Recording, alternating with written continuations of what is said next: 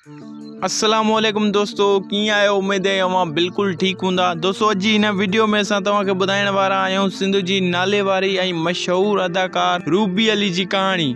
जी हाँ दोस्तों, अॼु हिन वीडियो में असां तव्हांखे ॿुधाईंदासीं रूबी अली किथां स्टार्टिंग कई हुई ऐं हूअ पंहिंजे फ़न जी दुनिया में कॾहिं आई हुई। इहो असां तव्हांखे हिन वीडियोज़ में मुकम्मल तफ़सीली तौर ॿुधाइण वारा आहियूं। पर दोस्तों वीडियो स्टार्ट करण खां पहिरियां मां तव्हां दोस्तनि खे हिकु नंढड़ी गुज़ारिश कंदो हलां, जेकॾहिं तव्हां असांजी हिन वीडियो खे लाइक न कयो त महिरबानी करे असांजी हिन वीडियो खे लाइक कंदा, कमेंट कंदा ऐं सब्सक्राइब करण न विसारींदा। सब्सक्राइब करे घंटीअ जे बटन ते क्लिक करे नोटिफिकेशन ऑल कंदा त जीअं अहिड़ा ई मज़ेदार वीडियो तव्हां दोस्तनि खे ॾिसण था मिलंदा रहनि। त दोस्तों अचो त वीडियो खे शुरू था कयूं। दोस्तों रूबी अली पंहिंजे फ़न जी शुरूआत स्टेज ड्रामनि खां कई ऐं उन खां बाद में रूबी अली जेका पंहिंजे फ़न जी दुनिया में पहिरीं फिल्म कढी हुई, उन फिल्म जो नालो हुयो जोशीलो, जंहिंजो डायरेक्टर हुयो पहलवान महर, जेका फिल्म KTN ते हली हुई।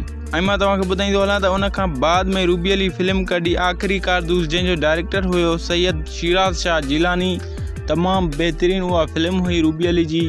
ऐं इन खां अलावा रूबी अली जो जेको पहिरियों ड्रामो हुयो, उहो ड्रामो हलियो हुयो KTN ते, जंहिं ड्रामे जो नालो हुयो कॾहिं त सिजु उभिरंदो।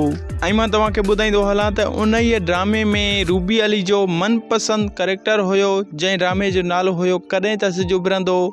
उन ई ड्रामे जो डायरेक्टर सैयद शिराज शाह जिलानी हुयो, जेको ड्रामो KTN ते हलियो हुयो। रूबी अली जो उन ई ड्रामे में शोएब अबड़ो सां करेक्टर हुयो, तमामु बहितरीनु करेक्टर हुयो रूबी अली जो उन ई ड्रामे में। ऐं पोइ ईअं ई आहिस्ते आहिस्ते रूबी अली सिंध जी हिकु नाले वारी एक्टर ऐं हिन वक़्तु टिकटॉक ते रूबी अली जी बेहद मशहूरी थी चुकी आहे। दोस्तों हिन खां अलावा मां तव्हांखे ॿुधाईंदो हलां त रूबी अली काफ़ी हिन वक़्तु फिल्मूं करे रही आहे KTN चैनल ते। ख़ासि करे KTN ते अक्सर रूबी अली जूं घणियूं फिल्मूं ईंदियूं आहिनि।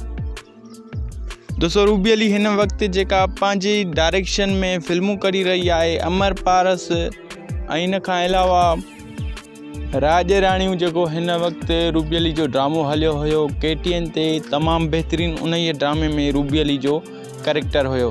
दोस्तों ही हुई अॼोकी वीडियो। जेकॾहिं तव्हांखे असांजी पसंदि आई हुजे त असांजी हिन वीडियो खे लाइक कंदा, कमेंट कंदा ऐं असांजे हिन चैनल खे सब्सक्राइब करण न विसारींदा। सब्सक्राइब करे घंटीअ जे बटन ते क्लिक करे नोटिफिकेशन ऑल कंदा त जीअं अहिड़ा ई मज़ेदार वीडियो तव्हांखे ॾिसण वेठा मिलंदा रहनि। मिलंदासीं नेक्स्ट वीडियो में। अल्लाह हाफ़िज़।